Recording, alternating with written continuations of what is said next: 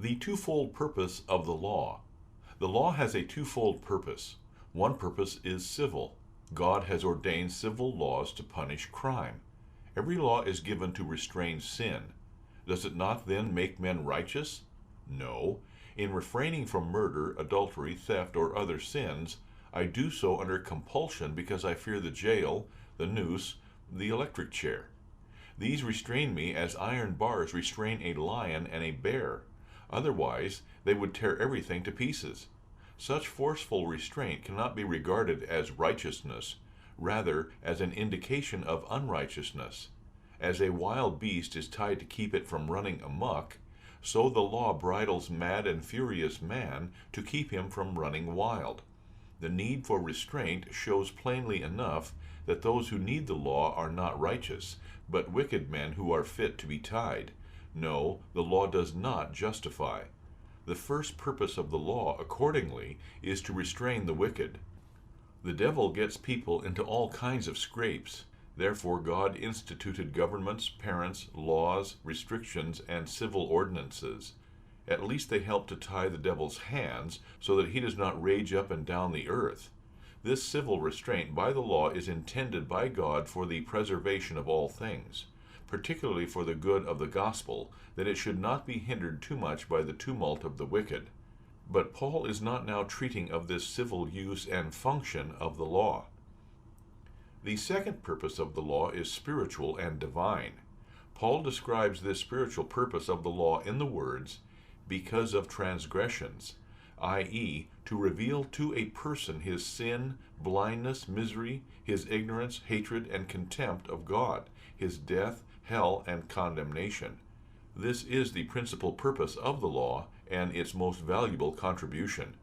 As long as a person is not a murderer, adulterer, thief, he would swear that he is righteous. How is God going to humble such a person except by the law? The law is the hammer of death, the thunder of hell, and the lightning of God's wrath to bring down the proud and shameless hypocrites. When the law was instituted on Mount Sinai, it was accompanied by lightning, by storms, by the sound of trumpets, to tear to pieces that monster called self-righteousness. As long as a person thinks he is right, he is going to be incomprehensibly proud and presumptuous. He is going to hate God, despise his grace and mercy, and ignore the promises in Christ. The gospel of the free forgiveness of sins through Christ will never appeal to the self-righteous. This monster of self-righteousness, this stiff-necked beast, needs a big axe. And that is what the law is, a big axe. Accordingly, the proper use and function of the law is to threaten until the conscience is scared stiff. The awful specter at Mount Sinai portrayed the proper use of the law. When the children of Israel came out of Egypt, a feeling of singular holiness possessed them. They boasted, "We are the people of God. All that the Lord hath spoken we will do." Exodus 19:8. This feeling of holiness was heightened when Moses ordered them to wash their clothes, to refrain from their wives, and to prepare themselves all around. The third day came, and Moses led the people out of their tents to the foot of the mountain into the presence of the Lord. What happened? When the children of Israel saw the whole mountain burning and smoking, the black clouds rent by fierce lightning flashing up and down in the inky darkness, when they heard the sound of the trumpet blowing louder and louder, shattered by the roll of thunder, they were so frightened that they begged Moses, "Speak thou with us, and we will hear, but let not God speak with us, lest we die." Exodus 20:19. I ask you, what good did their scrubbing, their snow-white clothes, and their continence do them? No good at all. Not a single one could stand in the presence of the glorious Lord. Stricken by the terror of God, they fled back into their tents, as if the devil were after them. The law is meant to produce the same effect today which it produced at Mount Sinai long ago. I want to encourage all who fear God, especially those who intend to become ministers of the gospel, to learn from the apostle the proper use of the law. I fear that after our time, the right handling of the law will become a lost art. Even now, although we continually explain the separate functions of the law and the gospel, we have those among us who do not understand how the law should be used. What will it be like when we are dead and gone?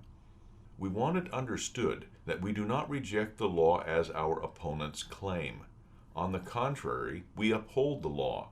We say the law is good if it is used for the purposes for which it was designed, to check civil transgression and to magnify spiritual transgressions. The law is also a light, like the gospel, but instead of revealing the grace of God, righteousness, and life, the law brings sin, death, and the wrath of God to light.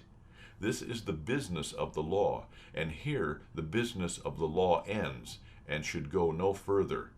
The business of the gospel, on the other hand, is to quicken, to comfort, to raise the fallen.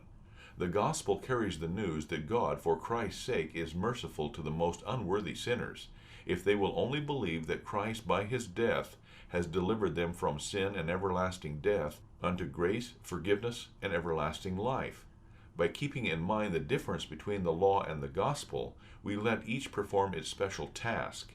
Of this difference between the law and the gospel, nothing can be discovered in the writings of the monks or scholastics, nor for that matter in the writings of the ancient fathers.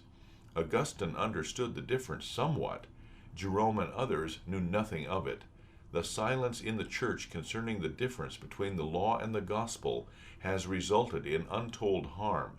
Unless a sharp distinction is maintained between the purpose and function of the law and the gospel, the Christian doctrine cannot be kept free from error.